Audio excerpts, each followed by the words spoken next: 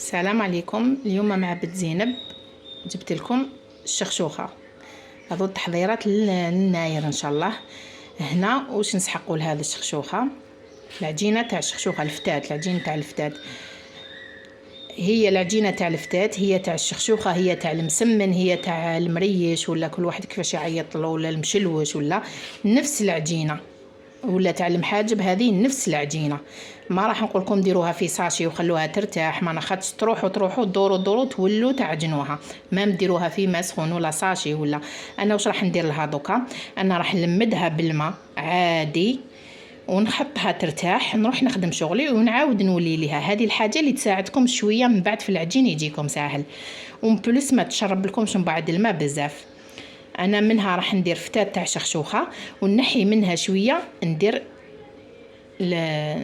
المريش ولا المشلوش، صاديبون كل واحد واش يعيط له. تابعوا معايا واش نسحقوا هنا للعجين تاعنا.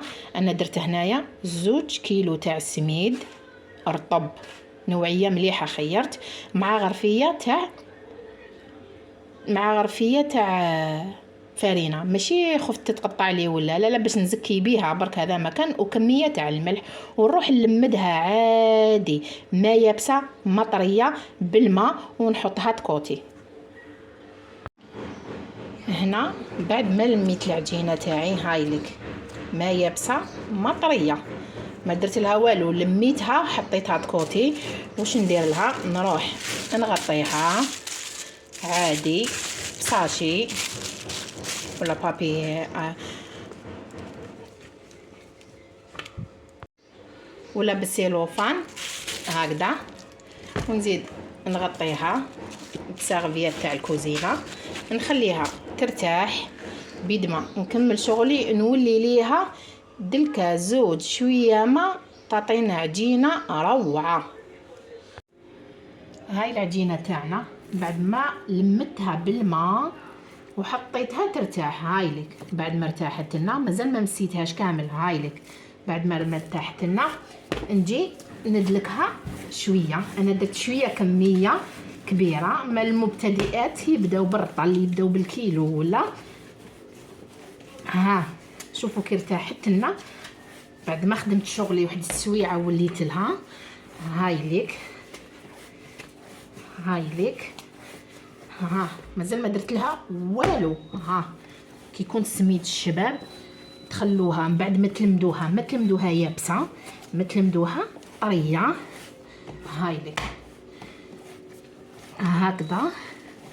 بس كمان نديروا لها ديك الساشي اللي تسخنيها وديريها داخل الساشي تكون تغلي منه، تعاودي تولي تدلي. مستحيل انها كاينه طريقه تلمديها وتخليها من بعد تجيك عجينه عادي، سواء تاع المحاجب سواء تاع الشخشوخه سواء دليك فيها طريقه تاع الزمان فيها. هاي لك صوف بالبيلترا. وي اني معاك بالبيلترا تقدري تعجنيها، تتعجن وحدها، توجد لك وحدها. ابارسا تروحي وتولي للدليك. هاي لك هاني بلا ما زدت لها حتى ما، هاي تطرطق وحدها. ها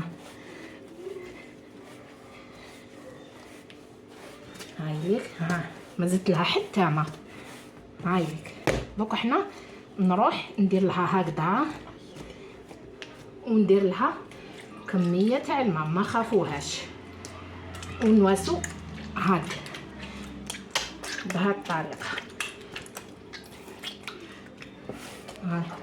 ندخلوا هذاك الماء بهذه الطريقه هكا. ما عندهاش هي طريقه خاصه للعجينه، كيما درتوا لها تتعجن لكم. هاي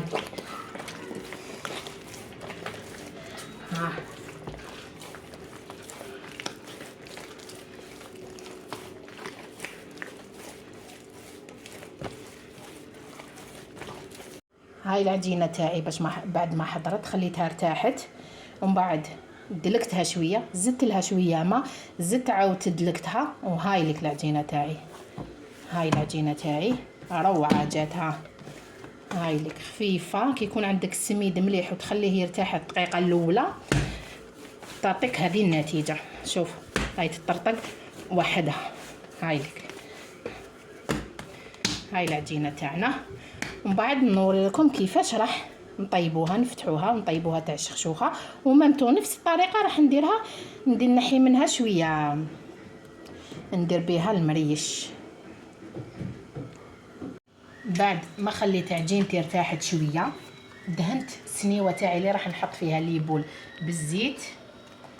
وانا نحط يدي في الزيت وندير ديبول، نحاول يكونوا متساويين باش كي نورقوهم يجوا قد بعضاهم. هاي لك عجينه خرجت هايله.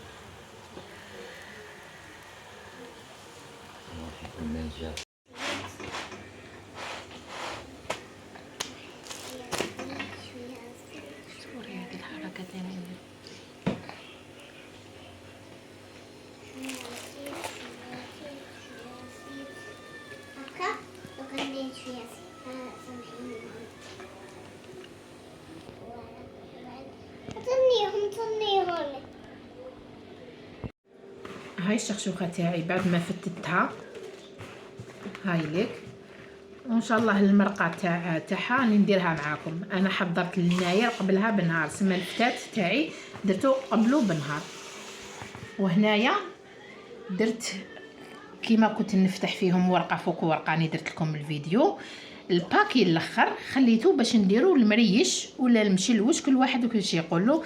قطعته بهذه الطريقه، هاي لك. روليت هذاك الباكي اللي يجي ورقه فوق ورقه، روليته هكذا.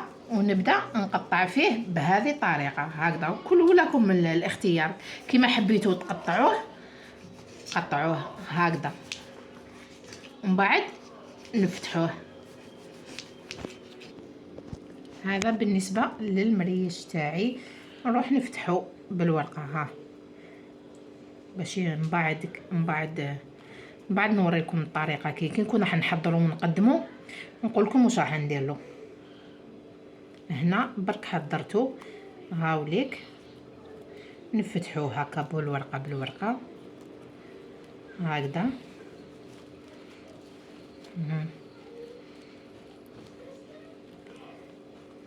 هايديك. اليوم عندنا التقليدي في التقليدي. هايلك. ونوري لكم ان شاء الله كي نكون راح نقدمه وكيفاش واش ندير له كامل، ونوري لكم التقديم تاعو.